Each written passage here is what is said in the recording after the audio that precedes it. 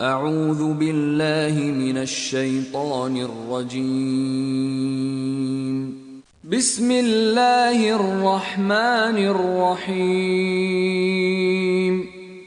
अल्लाह की तस्बीह की है हर उस चीज ने जो आसमानों और जमीन में है, और वो प्रभुत्वशाली और तत्वदर्शी है। ऐ लोगो जो ईमान लाए हो, तुम क्यों वो बात कहते हो जो करते नहीं हो। अल्लाह की दृष्टि में ये अत्यंत अप्रिय काम है कि तुम कहो वो बात जो करते नहीं। अल्लाह को तो पसंद वे लोग हैं जो उसके मार्ग में इस तरह पंक्तिबद्ध होकर लड़ते हैं मानो वे एक सीसा पिलाई हुई दीवार हैं। याद करो मूसा की वो बात जो उसने अपनी कौम से कही थी कि ऐ मेरी कौम के लोगो, तुम क्यों मुझे दुख देते हो जबकि तुम खूब जानते हो कि मैं तुम्हारी ओर अल्लाह का भेजा हुआ रसूल हूं। फिर जब उन्होंने टेढ़ अपनाई तो अल्लाह ने भी उनके दिल टेढ़े कर दिए। अल्लाह उल्लंघनकारियों को राह नहीं दिखाता।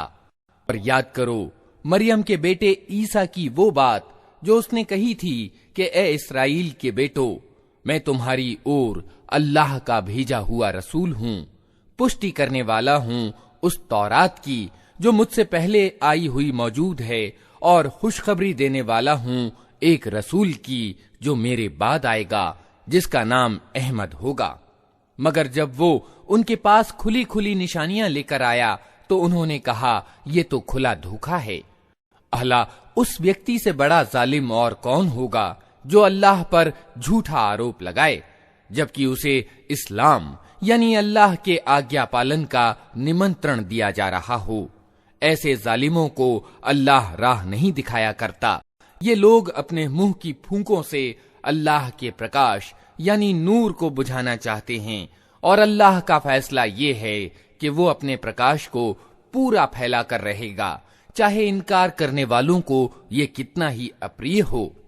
ये तो है जिसने अपने रसूल को मार्गदर्शन और सत्य धर्म के साथ भेजा है, ताकि उसे पूरे के पूरे धर्म यानी दीन पर प्रभुत्व प्रदान कर दे, चाहे मुशरिकों यानी बहुदेववादियों को ये कितना ही अप्रिय हो।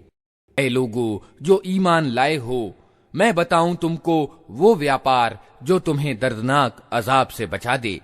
ईमान लाओ अल्लाह और उसके रसूल पर, और जिहाद करो अल्लाह के मार्ग में अपने मालों से और अपनी जानों से। यही तुम्हारे लिए अच्छा है अगर तुम जानो। अल्लाह तुम्हारे गुनाह माफ कर देगा और तुमको ऐसे बागों में दाखिल करेगा जिनके नीचे नहरें बहती होंगी, और सदैव रहने की जन्नतों में उत्तम घर तुम्हें प्रदान करेगा। ये है बड़ी सफलता। और दूसरी चीज जो तुम चाहते हो वो भी तुम्हें देगा, अल्लाह की ओर से सहायता और करीब में प्राप्त हो जाने वाली विजय। ऐ नबी, ईमान वालों को इसकी खुशखबरी दे दो। ऐ लोगो जो ईमान लाए हो, अल्लाह के सहायक बनो, जिस तरह मरियम के बेटे ईसा ने हवारियों को संबोधित करके कहा था, कौन है अल्लाह की ओर बुलाने में मेरा सहायक। और हवारियों ने उत्तर दिया था, हम हैं अल्लाह की ओर बुलाने में आपके सहायक।